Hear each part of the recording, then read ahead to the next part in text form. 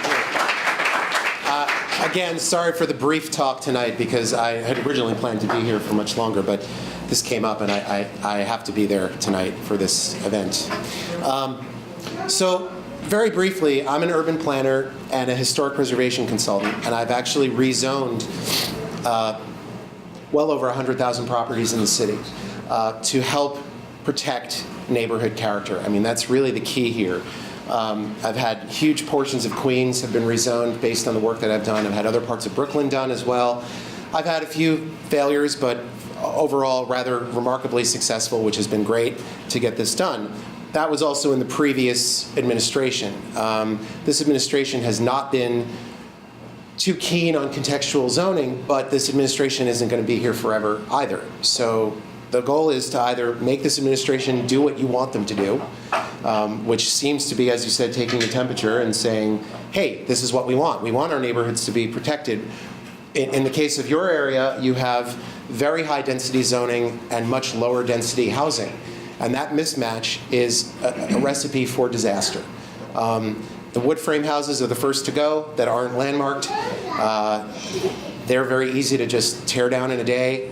Once those are gone, the masonry buildings that are 2 stories high are easy to tear down, and so it goes. And as I said, unfortunately, this is not just your neighborhood, but actually much of Brooklyn, where Queens, we managed to rezone, I live in Queens, we managed to rezone about 65% of the borough over, let's say, a little over a decade. And that rezoning actually, for most of it, was what we call fine-grained, meaning like block by block, building by building in some cases. That happened in Brooklyn, but only in a few neighborhoods. Bay Ridge, Dyker Heights, Canarsie, Victoria and Flatbush, Ditmas Park area, that, Prospect Park South, a few other areas, Carroll Gardens, Boerum Hill, etc. But the vast majority of Brooklyn has never been rezoned since the zoning came into place in 1961. So you're sort of a ticking time bomb. I don't mean to sound so, gloom and doom here, but it's a real problem because your underlying zoning allows for just as-of-right development. And as I said, in a place as dense, you're one of the densest neighborhoods in the whole city in terms of population and development. So to have that going on it's a serious problem that could really cause trouble in the future for you guys. So I've been speaking with this group now for over a year, actually, and met with them a number of times, and countless phone calls from certain people from the organization for technical assistance and discussion. And now we're at a point where the group would like to bring me on to help you guys out. There are other plans that have come forward so far. One was done by Tom Ignati to look at a certain portion of Community Board 9. Another one was done by Pratt, which had absolutely no, it was not, basically, nobody knew about it at all until it was done like a year ago, and then it popped up about 3 weeks ago or something like that, or a month ago. So I looked at that plan as well. Again, the other plans as well as city planning have their own agenda and their own ideas of what they want to do here, rather than what you guys want to happen here. And the best plans that get adopted are the ones where there's tremendous amount of community participation and have the right people who actually are sympathetic to the community participation rather than imposing a particular plan on a neighborhood, which is what city planning does if there's no community pushback. So the goal here is for you to come up with your own plan so that if city planning does come up with a plan, you have your own plan to go forward with to basically say, hey, wait, we don't want this. We've already done the work on this. We know exactly what's going on here. And by the way, these blocks over here should probably be landmarked also. That's the kind of work that I do. So it's really that simple. It's better to have it done before they make a move rather than try to catch up to them. Because once the Euler clock starts, it becomes much more difficult to adjust things, and there's all kinds of things which I'd be glad to talk to you about. I just can't talk to you about them tonight about that. But I think I've had this discussion in previous meetings with you guys. But the long and the short of it is, how do you protect your neighborhood? And this is, there are a number of strategies, but really landmarking and rezoning are the two ways to do it that make the most sense. And that's what I can bring my services to help you to do. So that's very short. If there's any questions, it is 7:35. I have 8 minutes before I have to leave. So I'm happy to answer questions. Yes? Are you proposing a 197A plan? No. I am not proposing a 197A plan because 197A plans are as good as the paper that they're printed on. Meaning they get stuck on a shelf and that's the end of them. But how do you propose getting this rezoned? Well, there's 2 ways to do it. One way is to come up with your own plan and start creating a huge amount of noise and start pushing the city to negotiate and compromise based on what you're proposing or get them to adopt your plan. The other way is to put in your own application, which if you were a 501c3, you can do. Or if you get the community board to accept your plan or a plan that everybody can agree on, they can put in the application, which is why I'm going to Community Board 1 in Staten Island, because they have voted to put my application in, and all hell is breaking loose politically there tonight. So that's why I'm going there. But there are several ways to approach it. The best way is in a non-confrontational way, in a cooperative fashion with city planning, which does happen, but you have to push them, and you have to make sure your elected officials are on board to make sure that happens.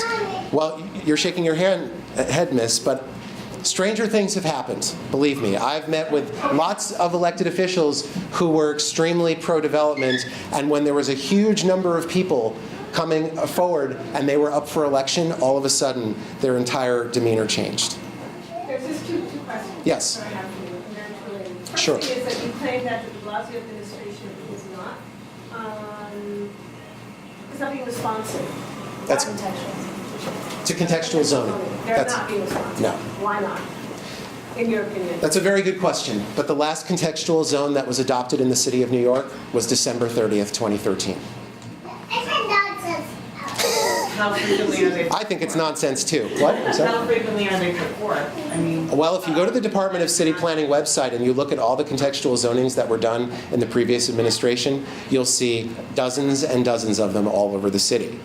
And since the new administration came in, that has not been their focus or priority, and you have to make it their focus and priority, or again, politics is politics. So if your elected officials aren't doing what you want them to do, then you need to tell them to do it, or something else will happen. Like, if we work with you, right, and we created this plan, there is actually no guarantee that they're going to accept it. There's no guarantee that they're going to accept this plan, but I can tell you from long experience of doing this, that for you to walk into a public hearing without having an alternate plan that is defensible. The issue here is defensible, something that could be adopted if everything lines up correctly with the politics and everything else that happens. That's what I design, and that's what I've gotten adopted all over the city. So if you walk into a meeting without arming yourself with that information, and you're trying to fight back against a plan that the city is proposing, you have nothing. You have nothing to fight back with.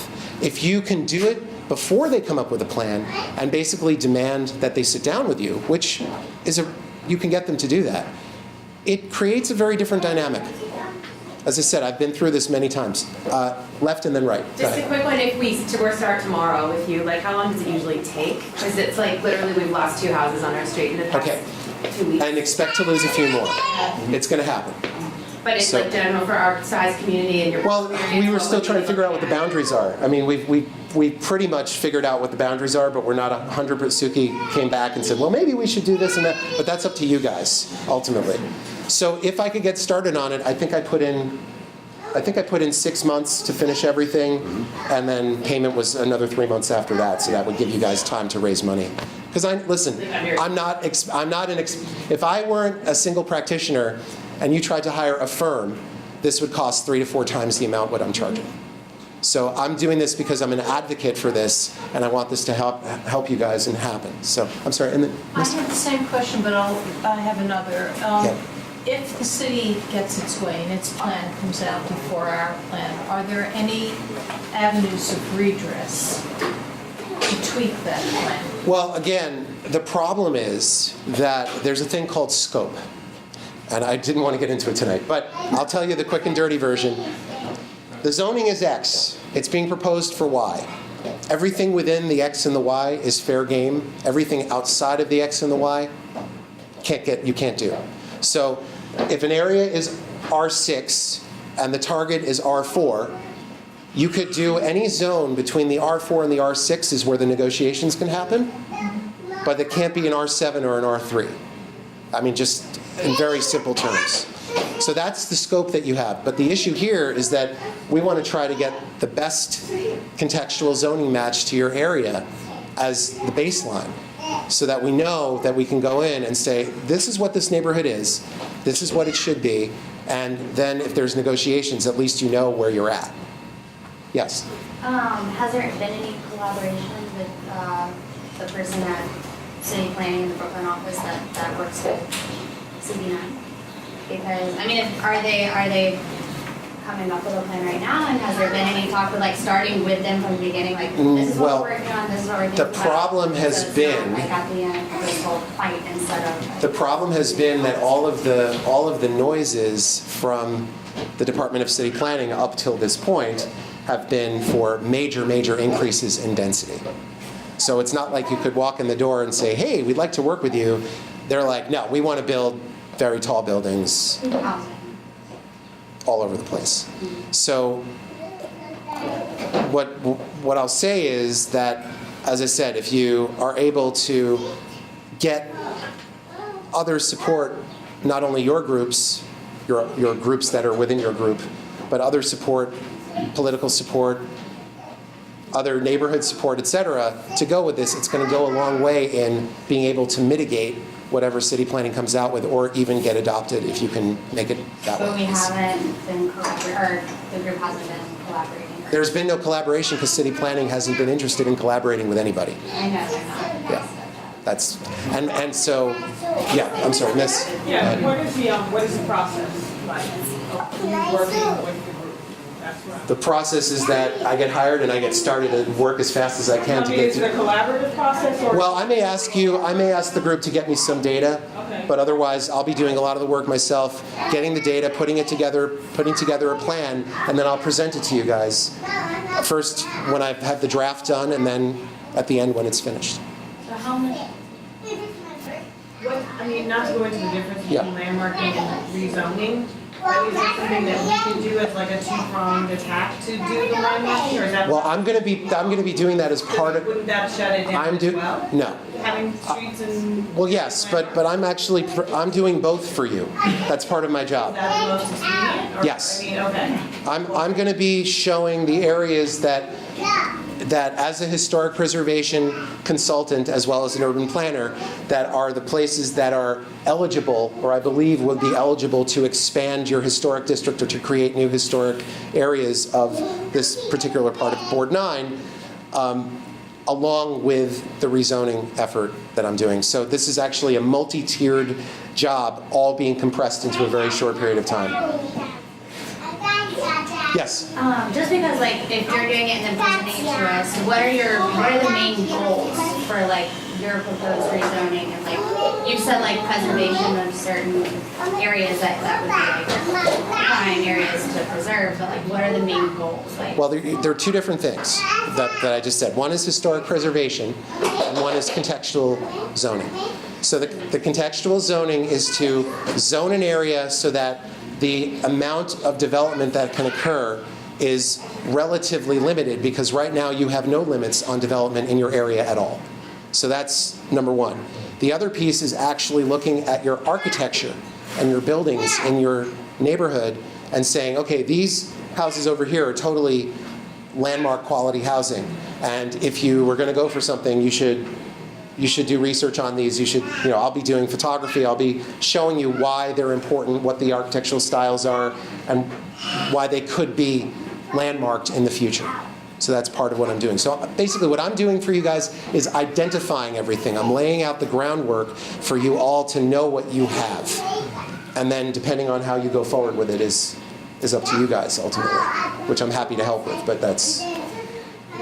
Yes? Do you anticipate meeting with CB9 members or with DCP if they start their study and they want an advisory committee? Would you be part of a kind of information, sharing information with them going forward and trying to articulate what you found in your study? I wouldn't be sharing information with them while I'm doing the study. That would be up to you, because the finished product ultimately is your product. So if you wanted to share that information with city planning in a collaborative way, I certainly don't have a problem with that. I think it's great. But what I'm saying is, knowing how these things go, it's better for you to get the work done, get it completed, and then go forward from there, because then you have a product that you can go at them with if they create an adversarial position, which could happen. So it's better, rather than while I'm doing the work, I don't want to share my data while I'm doing the I work. think maybe you didn't say this clearly enough. Okay. What I mean is, like, would you be an advocate in the sense of like an expert that could come in and talk to these people? Sure, Because it'll be different sure. if a community member Absolutely. who doesn't have urban planning background does Sure. it and you do it. Yeah. Yeah, I think I included a number of meetings in the contract, actually. Yeah, I usually do, because it happens all the time. So I have no problem. No, I mean, it's just part of the process. So I have no problem with that. Any other questions? Thank you. And again, I'm sorry I have to run.